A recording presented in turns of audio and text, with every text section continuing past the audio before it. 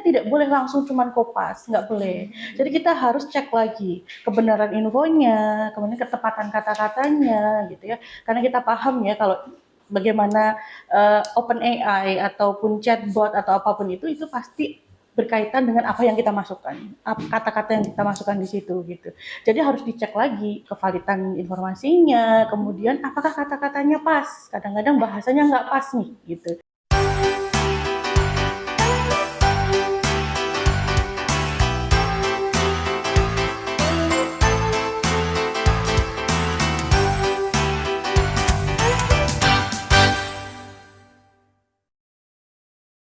Halo semuanya, kembali lagi di Mind Light, terangkan hati, pulihkan pikiran. Oke, jadi hari ini kita akan membahas topik yang menarik banget nih teman-teman, yaitu terkait hal-hal yang tentunya sering hadir gitu ya, atau sudah melekat pada kehidupan kita sehari-hari, yaitu terkait dengan AI. Oke, tentunya hari ini juga aku tidak sendirian, aku sudah ditemani dengan bintang tamu yang luar biasa. Beliau merupakan sosok yang sangat insightful ya, begitu teman-teman ya. Beliau merupakan Magister Pendidikan yang juga berkecimpung di dunia psikologi karena S1 Psikologi, begitu.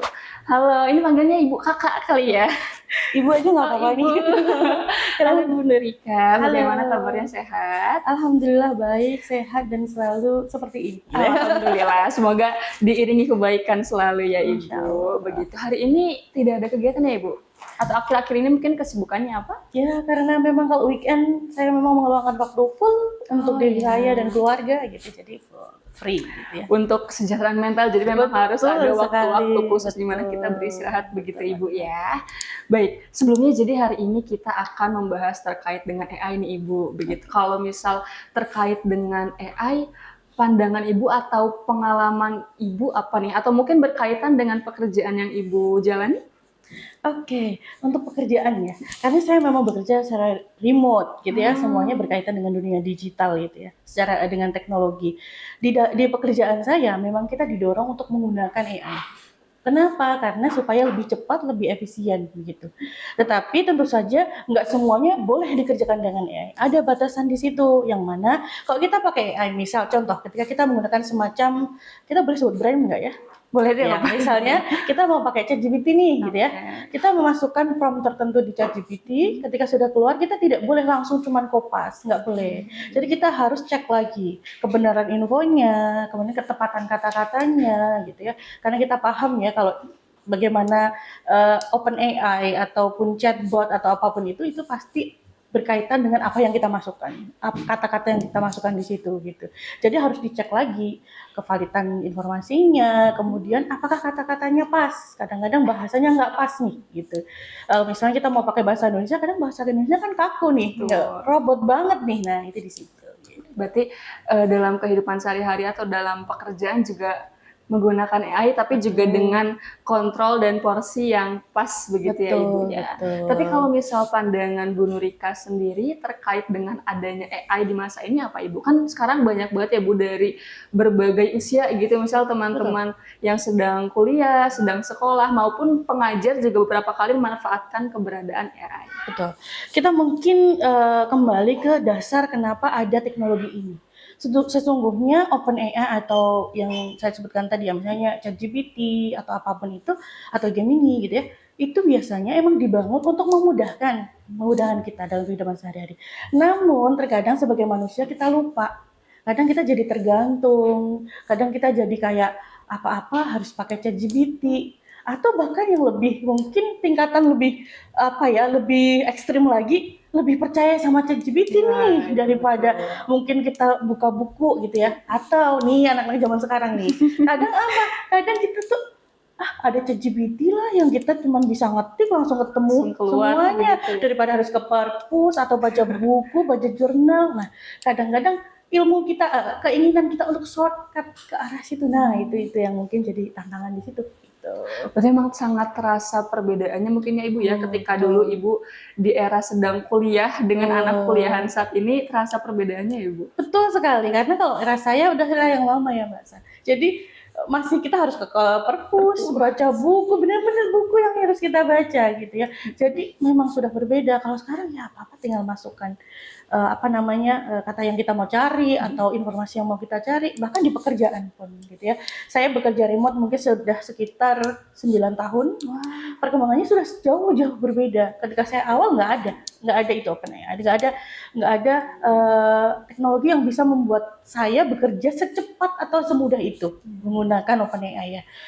Jadi transformasinya sungguh sangat cepat. Nah sekarang mereka juga kayaknya developernya begitu semakin canggih, semakin betul. pintar gitu ya, supaya orang-orang pakai lagi gitu ya, karena memang tujuan utamanya tentu saja mulia ya, memudahkan gitu ya. Tapi memang untuk penggunaannya mungkin dari kita yang mungkin kita jadi kayak terlena begitu ya, jadi sering-sering menggunakan OpenAI. Oke, jadi AI itu memang diciptakan untuk memudahkan tapi tidak untuk menggantikan peran begitu ya Betul Ibu sekali, sebetulnya ya. betul. Lalu kalau dinilai dari masyarakat sekarang menurut Ibu tingkat literasi digital masyarakat itu di tingkat apa ya Bu? Kalau misalnya tingkat literasi digital memang kalau misal kita bilang dari Indonesia ya, memang mungkin belum bisa dibilang memenuhi ya atau cukup ya, karena memang banyak dari kita yang menggunakan teknologi ya pakai aja. Atau mungkin kita gampangnya deh, kalau kita pakai gadget, semua usia pakai, tapi kita nggak pernah tahu tuh. Dari mereka ada nggak tahu nggak sih, ada yang gadget itu kita itu allow di banyak hal, misalnya bisa akses kamera, itu kan nggak banyak orang tahu. Jadi kadang-kadang dari mereka yang menggunakan semau mereka, tanpa mereka tahu bahwa mereka mengizinkan aplikasi tertentu mengakses mungkin nomor HP-nya, mengakses informasi dalam handphonenya tanpa kita tahu kan. Jadi sepertinya literasi digital harus diperlukan gitu ya. Nggak cuman untuk anak muda, tapi orang tua juga sangat perlu, karena orang tua ini yang baru banget nih ketemu teknologi ini. Apalagi ada OpenAI. OpenAI itu pasti sangat baru, dan biasanya memang ya kalau OpenAI mungkin maksimalnya usia saya yang pakai ya. Kalau usia di atas saya kayaknya nggak tahu itu apa yang namanya ChatGPT, nggak tahu apa yang namanya Gemini, udah nggak tahu ya gitu ya. Atau mungkin ya memang mungkin beberapa orang tahu, tapi kebanyakan yang tahu OpenAI ya usia-usia di bawah saya gitu. Itu membicarakan terkait orang tua juga dan literasi digital Ibu ya. Jadi saya ingat ada kasus kemarin di desa saya. Jadi itu juga mungkin penyebab dari adanya AI yang bisa menggantikan suara atau bisa yang kayak video call video begitu ya. Jadi ada yang dihubungi dari ngaku-ngaku dari salah satu instansi begitu, lalu dapat hadiah dan diminta untuk transfer lebih dahulu begitu. Jadi mungkin itu peran kita sebagai anak muda yang bisa memberikan sekali. edukasi Betul sekali. Apalagi sekarang AI kan sudah benar-benar maju ya. Suara kita bisa ditirukan gitu ya, wajah kita bisa diganti, yang apalagi orang-orang sepuh, orang-orang tua yang kadang apa yang ada di grup keluarga, apa yang ada di grup sekolah mereka atau di grup PKK mereka terima aja, mereka percaya aja gitu.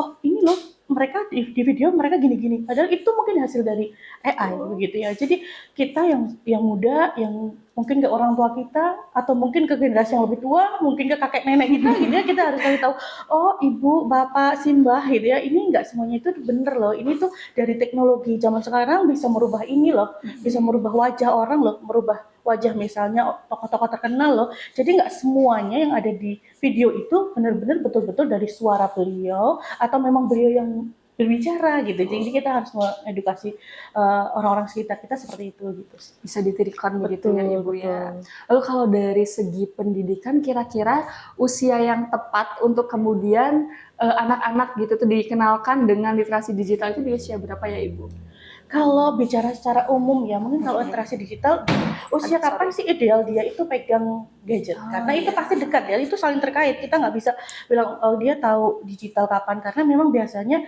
diselaraskan dengan kapan idealnya anak-anak pegang HP.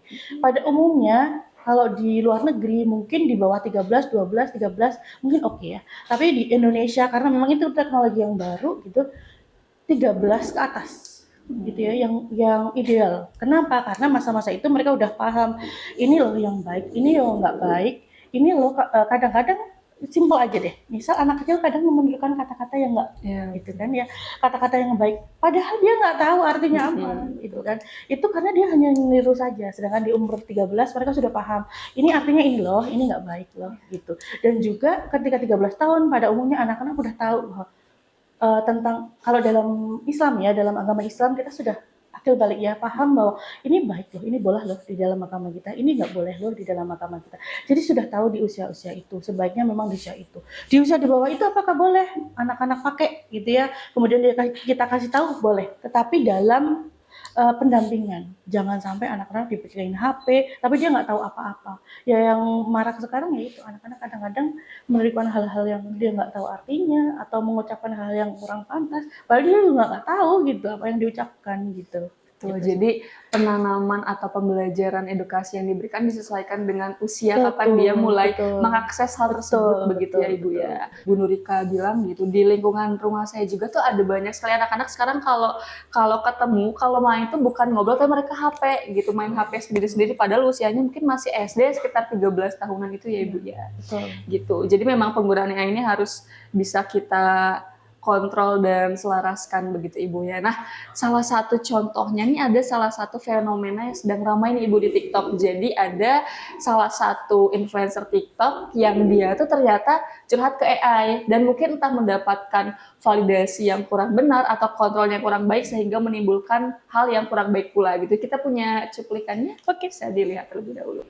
Cewek ini suka curhat sama ChatGPT dan ini resikonya. Jadi, ada seorang perempuan bernama Kendra Hilty. Dia ini cukup aktif di TikTok dan juga Instagram dan sering banget ngebahas soal ADHD. Dan sebenarnya, Kendra Hilty juga merupakan penyintas ADHD dan bekerja sebagai ADHD Mindset Coach. Kalau follow-follow lihat, akun TikToknya aja punya puluhan ribu followers. Bahkan Instagramnya dia pun juga cukup banyak followersnya, yaitu 6.000. Ya mungkin ada yang bilang 6.000 ini kecil, tapi ya bukan angka yang terlalu kecil sebenarnya. Dan bahkan di setiap hari Selasa, dia ini ngadain live di Instagramnya, dan di situ dia ngomongin seputar ADHD dan juga cara meditasi. Mungkin kita pernah mendengar istilah dokter juga butuh dokter. Sama halnya dengan Kendra, dia pun kadang juga membutuhkan bantuan. Sehingga setiap kali Kendra ini merasa nggak nyaman, dia ini curhat, tapi curhatnya ke ChatGPT. Dan saking seringnya Kendra ini curhat ke ChatGPT, dia ini bahkan ngasih panggilan ke ChatGPT-nya dengan nama Henry. Masalahnya, Kendra ini nggak pernah bilang ke ChatGPT-nya kayak tolong jangan validasi perasaanku terus. Jadi Kendra ini meminta ChatGPT untuk menjadi konsultannya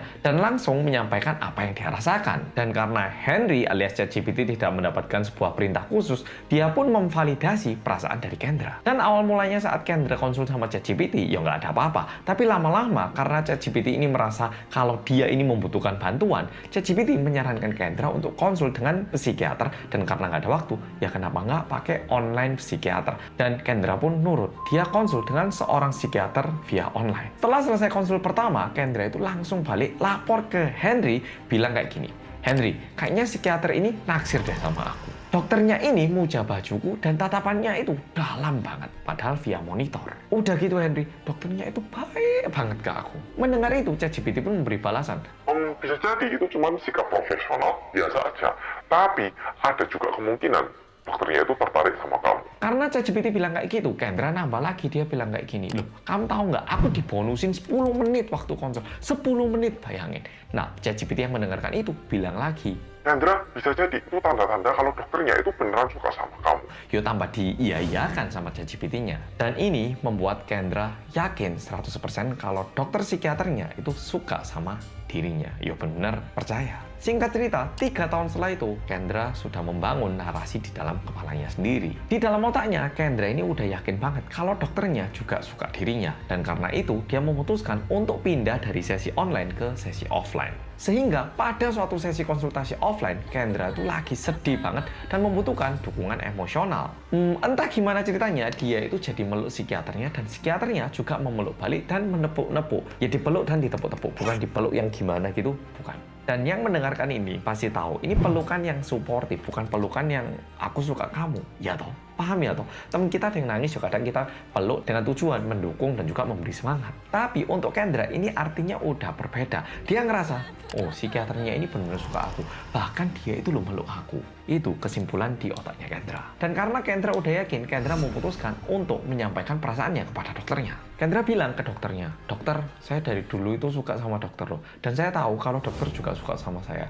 Dari tatapan dokter, dari cara dokter memuji pakaian saya. Dan waktu saya sedih, dokter juga meluk saya. Saya tahu kalau dokter itu suka sama saya. Dan saya juga suka kamu. Dan setelah itu Kendra bilang ke dokter bahwa dokter yang suka itu nggak cuma kamu, tapi aku juga suka kamu. Seolah-olah memastikan kalau mereka ini saling mencintai. Tapi respon psikiaternya ini yang menarik. Respon dokternya gimana? Dokternya terdiam dan tidak memberikan respon apa-apa. Terkesan dokternya mungkin juga agak bingung dan juga nggak siap dengan pernyataan seperti ini. Dan lagi-lagi agak berbeda dengan yang kita rasakan. Kendra merasa penolakan yang dilakukan oleh dokter ini merupakan penolakan yang sangat kejam. Kok berani-beraninya kamu itu nggak ngomong sama aku? Kalau nggak suka ya ngomong, kok malah aku dikacangin?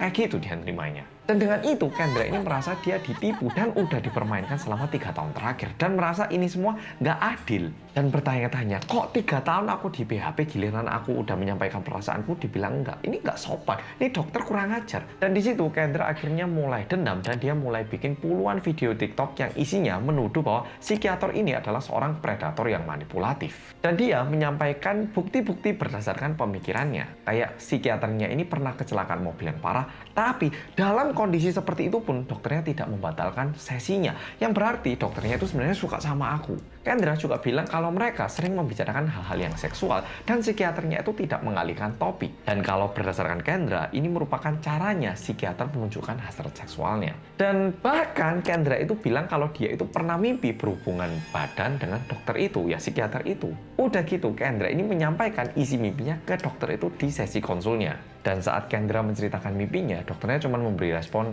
oh ya?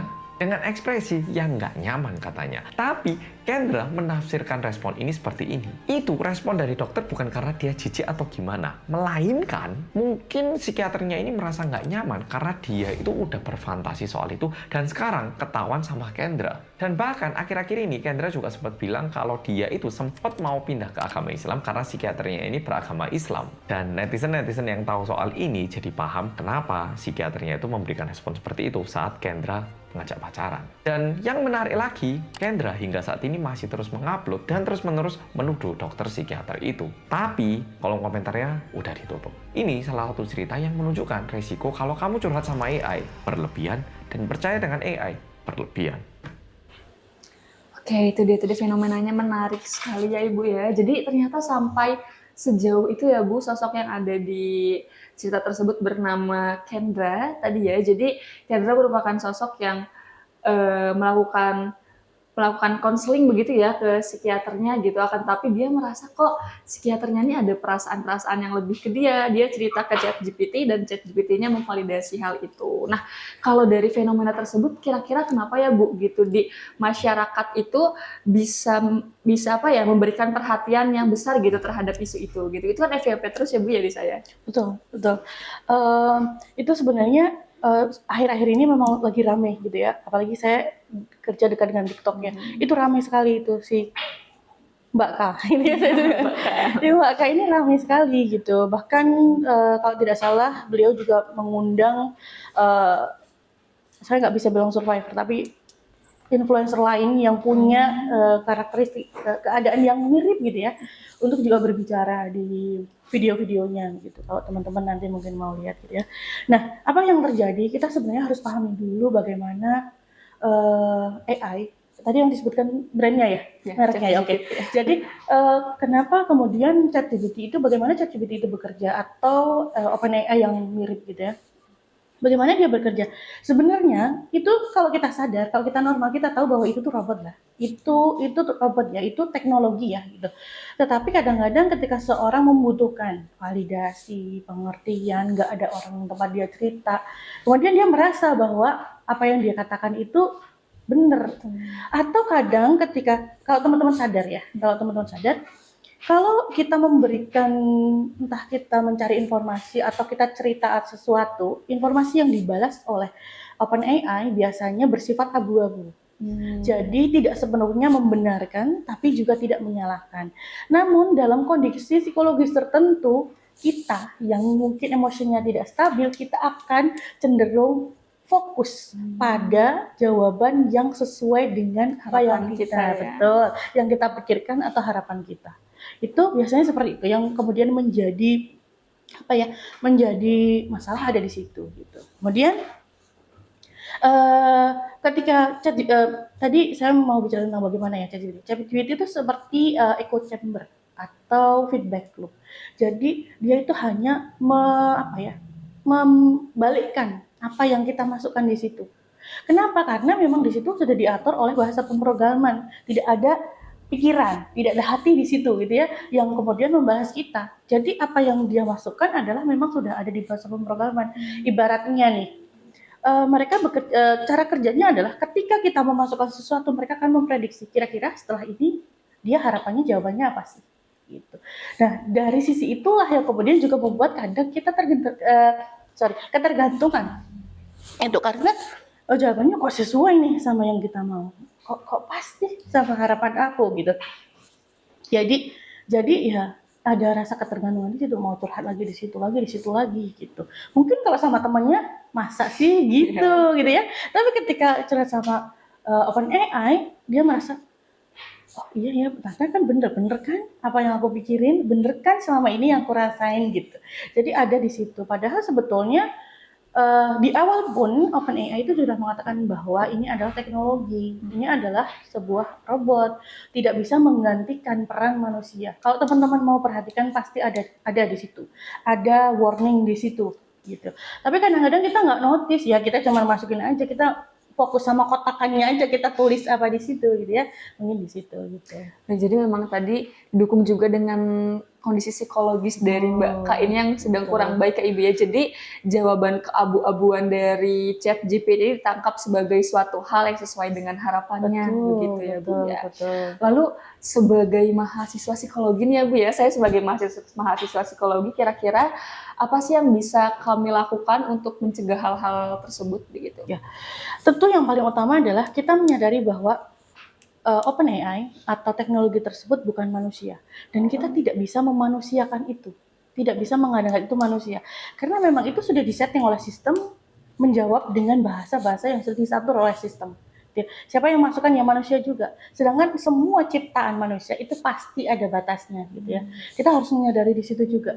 Dan ketika kita menggunakan Chat GPT ataupun OpenAI yang lain, kita harus menyadari juga nggak ada loh rasa di situ. Mereka tuh nggak pakai empati karena dia robot. Jadi kita nggak bisa kemudian mengharapkan jawaban yang manusiawi, ya lebih ke humanis gitu ya, nggak bisa. Seperti kalau kita mendapatkan dari teman kita atau keluarga kita gitu.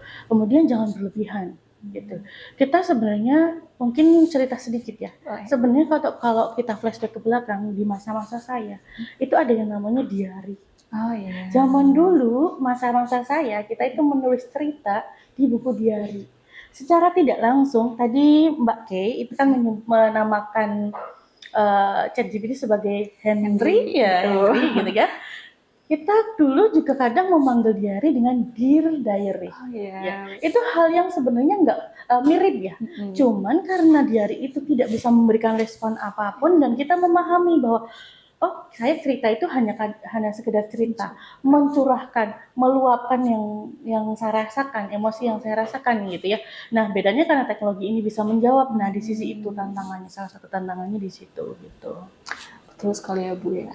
Lalu apakah ada batasan-batasan yang bisa kita lihat nih Bu gitu, kayak apa ya, batasan kita bisa ngelihat kalau kita tuh sudah terlalu jauh menggunakan AI dengan kita menggunakan AI dengan porsi yang cukup begitu. Oke. Mungkin salah satu hal yang paling gampang dilihat adalah seberapa sering kita membuka ChatGPT.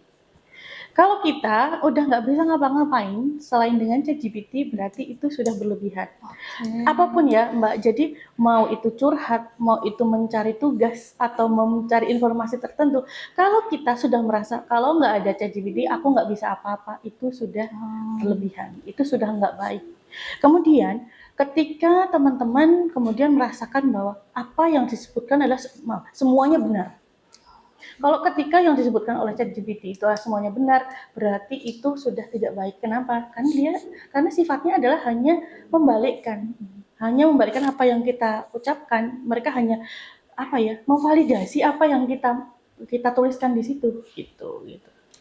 Berarti kalau misalnya kita menggunakan AI itu, jadi kan ada prompt-nya begitu ya Bu ya, kita menggunakan prompt yang misal ada tolong nilai saya dengan kritis gitu, atau tolong jangan selalu berikan validasi ke saya apabila saya salah, berikan salah, itu berarti bisa menjadi salah satu opsi begitu ya Bu ya? Betul sekali. Namun terkadang yang kita juga harus ingat ya, kalau kita curhat ketika keadaan kita nggak baik, kita nggak bisa berpikir Oh, situ. ya. Pasti kita selalu memasukkan apa yang kita rasain aja, tanpa kita berpikir untuk tolong ya batasi, jangan validasi terus perasaan aku, jangan validasi terus kata-kataku. Kita nggak akan sampai ke situ kalau kita emang lagi nggak stabil Iya, betul, gitu. Tapi di sisi lain mungkin saya bisa memandang ChatGPT sebagai sesuatu yang positif ketika kita hanya pengen meluapkan sesuatu. Kadang-kadang kita memang mungkin nggak ada teman untuk cerita atau merasa takut nanti dijudge, atau mungkin keluarga kalau misalnya kita cerita apaan sih, misalnya kita cerita sama entah kakak atau teman kita apaan sih kayak gitu kok gitu ya misalnya gitu, atau kadang-kadang beberapa di antara kita punya perasaan yang kalau aku cerita sama orang lain nanti aku takut ngerepotin, kalau aku cerita sama orang lain aku takut bikin mereka sedih. Nah kadang-kadang di situ tuh bagaimana ChatGPT kita bisa gunakan dengan positif ya, kita bisa tuh hanya untuk mengungkapkan saja. Pada umumnya ChatGPT pasti akan menyarankan kita ke, misalnya ketika kita kemudian sudah memasukkan prompt yang kurang baik, akan menyarankan ke itu. Baik. Dengan begitu, kalau misalnya kita menggunakan chat GPT atau AI ini dengan baik, itu masih aman begitu ya Bu ya? Iya betul. Nah, gimana sih Bu cara kita untuk meningkatkan kesadaran atau kepedulian terhadap masyarakat agar tidak tergantung pada AI? Kalau kesadaran masyarakat ya mungkin lebih ke, mungkin ya secara kecil ya, mungkin teman-teman ini, mahasiswa-mahasiswa ini bisa memberikan kegiatan-kegiatan di lingkungan kecil mereka, misalnya ke lingkungan sekitar atau ke sekolah-sekolah tempat mereka mungkin magang atau apa gitu ya, memberikan edukasi-edukasi tentang bagaimana pentingnya untuk mengerti tentang literasi digital, tentang ChatGPT begitu ya, bisa dari sisi itu gitu. Kemudian dari diri sendiri juga harus dimulai dari sisi diri sendiri dulu, bahwa kita juga harus paham bahwa nggak semuanya itu teknologi itu ya ibarat pedang bermata dua gitu ya. Betul. Teknologi itu ada sisi positif dan negatifnya. Bagaimana kita bisa memaksimalkan sisi positifnya dan meminimalisir sisi negatifnya begitu. Dan juga mungkin saya mau menekankan ya sebelum mungkin ini waktu berakhir gitu ya, bahwa di saat ini itu kita sedang mengalami fenomena yang namanya AI psikosis. Apa itu Ibu? AI. Jadi kita itu merasa seperti apa ya, divalidasi oleh AI gitu. Jadi apa yang kita pikirkan kemudian jadi kita merasa bahwa apa yang diucapkan AI itu adalah benar gitu. Jadi karena sifatnya AI itu membenarkan, memvalidasi apa yang kita ucapkan. Misal, selain Mbak Kay, itu di TikTok juga ramai ada yang namanya Mas A. Jadi Mas A ini dia salah satu AI psikosis survivor. Dia itu awalnya adalah dia punya berseteru gitu dengan temannya. Nah, ketika berseteru dengan temannya, dia curhatlah ke AI. Dia merasa bahwa, oh teman saya gini, teman saya nggak ngajak saya ke sini loh, teman saya nggak ngajak saya pesta, dia benci ya sama aku. Nah, ketika dia memasukkan prompt itu, tentu ChatGPT yang hanya sifatnya membalikkan, maka bisa jadi loh dia benci. Nah, sedangkan dia ketika merasa nggak disukai temennya gitu ya, padahal itu mungkin nggak nyata itu, kalau temennya nggak suka itu nggak nyata. Tapi ketika kemudian dibenarkan, dia tambah lagi semakin kuat merasa bahwa temennya itu sangat membenci dia gitu. Kemudian tapi dalam perjalanannya gitu, dia merasa kemudian bisa survive, bisa sembuh ketika dia menyadari bahwa dia butuh bantuan, dia kemudian bertemu ke psikiater gitu, kemudian psikiaternya mendorong dia untuk mencoba bertemu dengan temannya itu, yang dia kira, yang dia pikir gitu ya, dia benci. Nah, dia ngerasa bahwa dia ada semacam kayak apa ya, mungkin kata-katanya delusi ya, bahwa temannya itu benci sama dia, padahal nggak kenyataan temannya nggak benci sama dia gitu. Ketika bertemu ya kemudian dia sadar bahwa oh ternyata selama berbulan-bulan ini, selama 6 bulan ini kalau tidak salah ya, ternyata saya itu hanya cuma divalidasi oleh AI yang nggak tahu apa-apa yang sebenarnya terjadi gitu. Baik, nah salah satu fenomena tadi AI psikosis itu, Ibu, apakah memang ada teori pendukung mengapa individu itu bisa ketergantungan atau percaya itu terhadap AI? Ya mungkin lebih seperti ini ya Mbak. Kita yang namanya yang namanya kita hidup, kita pasti butuh yang namanya validasi, gitu ya. Kita pasti merasa kita punya apa ya, semacam mix emotion gitu ya, percampuran emosi yang ada di dalam diri kita gitu. Kita pasti ada di situ, dan kita nggak bisa menghindari pemikiran bahwa apakah si A suka saya, apakah si B suka saya, seperti yang terjadi sama Mbak K juga. Mbak K itu kan merasa psikiaternya suka dengan dia kan, itu nggak bisa kita menghindari sebagai manusia, bahwa kita nggak menghindari. Keadaan itu terjadi ketika kita kemudian secara berlebihan merasakan itu sebagai sebuah kenyataan. Padahal sebenarnya nggak terjadi seperti itu. Nah, ketika sudah terjadi seperti ya ya dia kemudian semakin mencari validasi bahwa apa yang dia rasakan itu benar. Padahal itu nggak terjadi.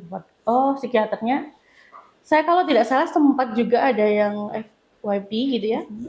Psikiaternya itu sempat speak up gitu, bahwa sebenarnya kejadiannya nggak seperti itu. Tapi kalau misalnya teman-teman perhatikan nanti kata-katanya Mbak K, memang itu seperti hal yang normal. Kalau kita orang normal, orang lain mendengar ceritanya itu normal. Tetapi karena dia butuh sebuah validasi, dia butuh jawaban sesuai dengan harapannya, jadi kemudian dia ceritalah ke AI gitu. Jadi sebetulnya itu hal yang normal kalau kita cerita ke temen begitu ya Bu ya. Betul. Oke, jadi kalau misalnya teman-teman di rumah ada yang lagi ngalamin kondisi tersebut ya Bu ya, barangkali merasa oh ya aku kok udah mulai kecanduan dengan AI nih gitu. Kiranya mungkin kiat-kiat apa Bu yang bisa dilakukan oleh teman-teman? Sebenarnya berat ya. Kenapa? Karena kita pasti sudah terintegrasi dengan AI dalam hal apapun. Tetapi salah satunya adalah berhenti. Seperti yang dilakukan oleh AI Psychosis Survivor. Walaupun psikosis ini istilahnya belum apa ya, beberapa masih ini bukan psikosis kok, tetapi disebutkan secara general orang-orang yang malam ini sebagai AI psikosis ya. Mereka itu kemudian menjauh, mengurangi atau stop. Ketika dia merasa bahwa oke, saya masih bisa kontrol, berarti dikurangi. Tapi ketika sudah tidak bisa, mungkin seperti kasusnya Mbak K, dia stop, harusnya stop gitu ya. Kalau tidak akan terus, karena sudah berapa? 3 tahun, sudah lama sekali. Ya. Akan ada apa dalam psikologi kita mengenalnya, itu ada attachment di situ. Rasa attach itu dengan si ChatGPT, nggak sama ChatGPT gitu ya. Atau bahkan kita mungkin dengar kisah-kisah yang orang jatuh cinta sama chatbot karena dia memberikan tanggapan sesuai dia gitu ya. Misal nggak di dunia nyata nggak ada yang muji dia cantik, nggak ada yang muji dia ganteng, chatbot memuji dia. Nah, ada juga keadaan-keadaan yang seperti ini gitu. Baik. Kalau tadi dari segi psikologisnya nih Bu ya, kalau secara segi pendidikan, apakah AI itu emang bisa dikatakan sangat membantu siswa atau mahasiswa dalam mengerjakan tugas-tugas atau studinya? Kalau sangat, mungkin nggak sangat ya Mbak, karena memang apa yang berlebihan itu pasti nggak baik gitu ya. Tapi untuk membantu iya, karena apa? Karena memang ya teknologi dibuat untuk memudahkan pada niat utamanya ya. Tetapi yang nggak baik adalah ketika kemudian muncul bahwa mereka nggak bisa, apalagi anak-anak sekolah, nggak bisa mengerjakan sesuatu tanpa AI. Nah itu baru yang mulai nggak baik gitu. Bagaimana cara membatasinya? Dari siswanya juga harus paham sendiri, harus punya kesadaran diri bahwa ini nggak sepenuhnya hasil aku loh gitu ya. Harus sadar diri dulu. Yang kedua adalah dari gurunya, dari sistem pendidikannya. Tapi saya yakin lah, kebanyakan guru juga pasti paham. Ini bahasa AI bukan, ini bahasa AI bukan gitu ya.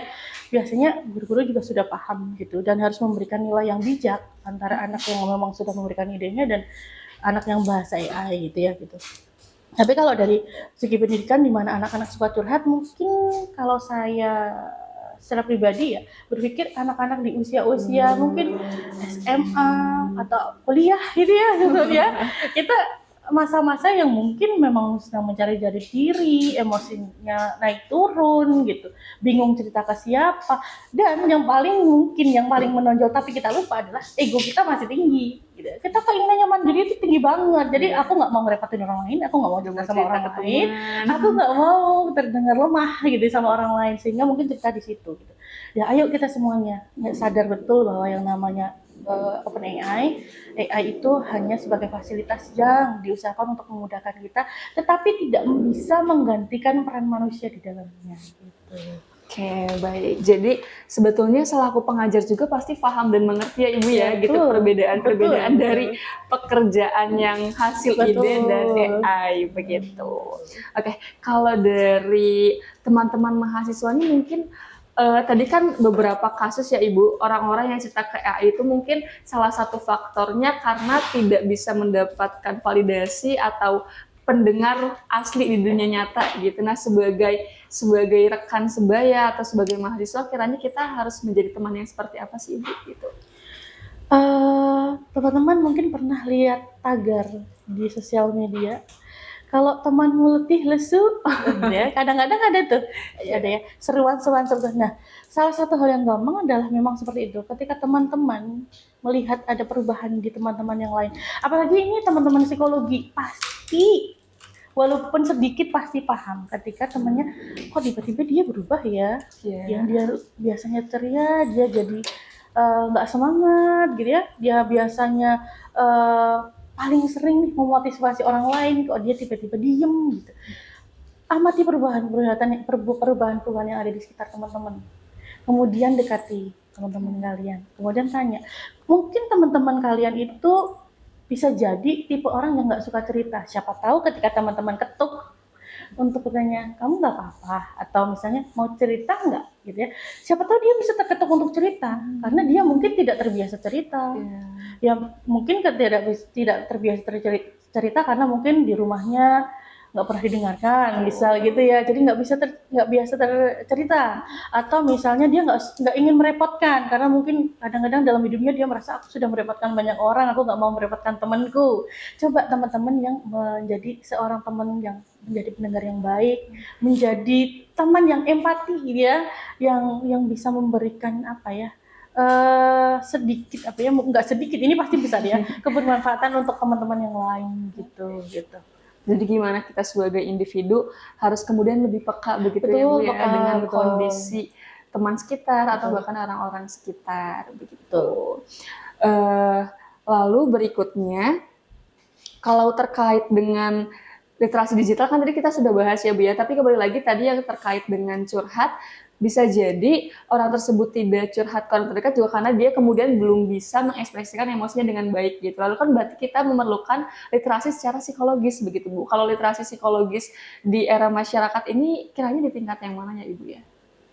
Kalau di masyarakat literasi secara psikologis ya kita nggak bisa tutup mata ya. Memang cukup ya, memang kurang ya kadang-kadang, karena ya nggak semuanya itu paham gitu bahwa teknologi itu kadang-kadang ya kan, secara gampang deh. Kadang-kadang ketika melihat teknologi aja kita hanya lihat bagusnya aja, tapi nggak bisa ngelihat bahwa ada sisi-sisi yang harus kita waspadai di sana gitu. Kita harus tahu di situ gitu. Nggak semua orang tuh paham bahwa ada fenomena di belakang itu. Contoh gampang, yang namanya teknologi itu terkadang mempunyai sisi negatif, ketergantungan. Yang itu kadang kita lupa di situ. Salah satunya ChatGPT. Disusun untuk supaya kita tergantung. Kenapa? Karena bahasa mereka, sistem yang mereka masukkan adalah memprediksi, seperti algoritma. Teman-teman kalau buka sosial media, seperti AI juga, dia akan memprediksi kira-kira yang dia suka apa, dia mau jawaban seperti apa. Nah, ini orang-orang juga sebaiknya tahu di situ gitu, paham gitu. Oke, baik Ibu begitu ya. Mungkin kalau terkait dengan literasi psikologis, apakah ada cara-cara tertentu gitu untuk kemudian kita sebagai individu lebih peka terhadap perasaan diri sendiri gitu. Bukan kan kita kadang kalau mengalami emosi-emosi tertentu kita tahan begitu. Mungkin ada cara yang paling mudah atau cara-cara yang sederhana untuk kita kemudian bisa memproses setiap emosi dan perasaan kita. Iya.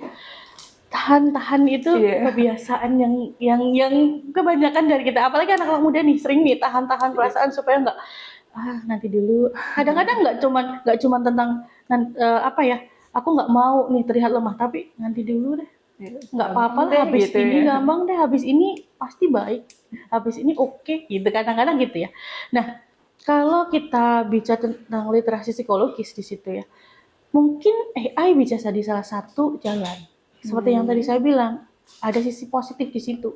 Mungkin tempat dia untuk meluapkan cerita gitu ya. Kadang ya memang butuh nulis aja. Kita cuma mengungkapkan aja gitu, mengungkapkan apa yang kita rasain aja gitu. Cukup di situ, tetapi kemudian jangan kemudian mendiagnosis.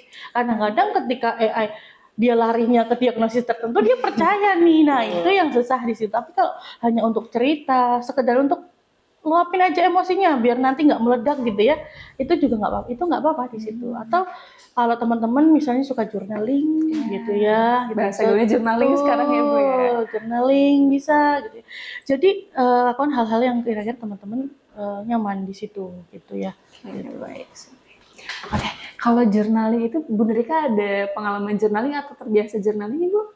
Kalau saya sendiri memang mungkin ketika saya usianya lebih muda ya, gitu ya. Karena kalau usia sekarang, kalau boleh jujur ya banyak hal yang dilakuin Yang gitu. dikerjakan Jadi ya gitu. betul yang dikerjakan gitu. Jadi ketika waktu senang ya cuma tidur. Mungkin ketika waktu muda saya merasakan apa yang dinamakan merasakan betul apa yang namanya yang saya gunakan adalah journaling gitu ya.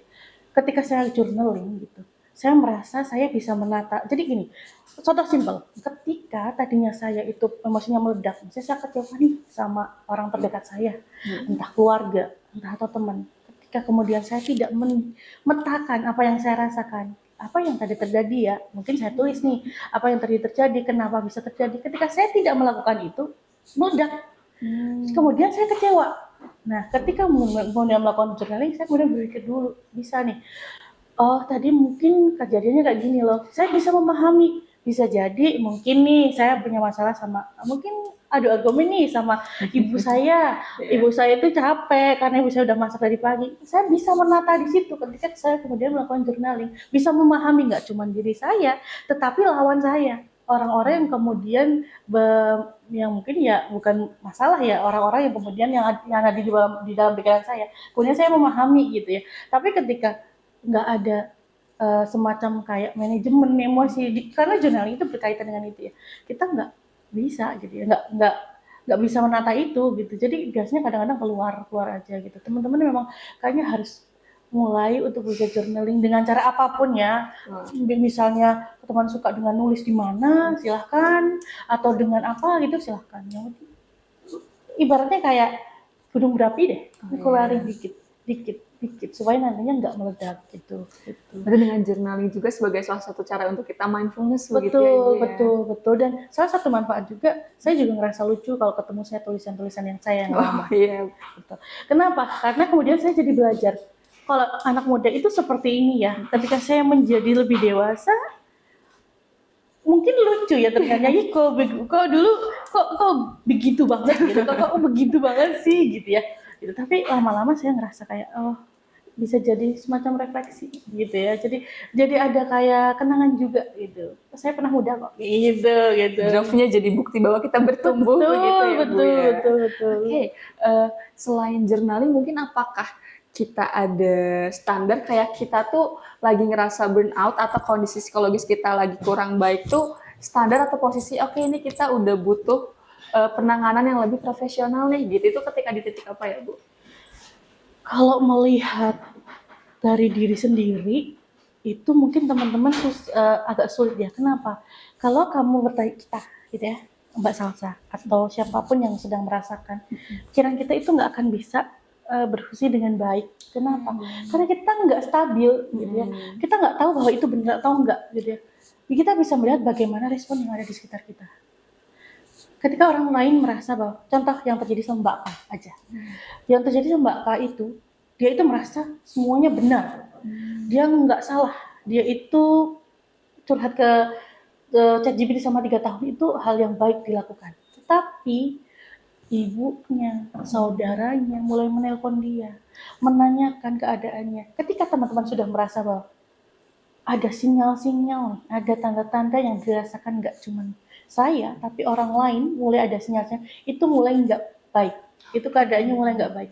Misal teman-teman kadang-kadang ketika sedang tidak baik, teman-teman mungkin ya ada teman yang lain bilang, kemarin kamu kok kayak gini Oh sih, iya, nah betul, gitu kan. betul. Kan kadang kita nggak sadar ketika emosi kita nggak stabil, kita nggak sadar loh Iya, ngelakuin itu, kita nggak bisa berpikir secara normal, tapi orang di sekitar kita mungkin tahu. Nah, ketika kita tahu sinyal itu, nah kita tahu saatnya kita membutuhkan bantuan. Kenapa? Karena ya ada proyeksi dalam diri kita yang kita lakuin bener loh.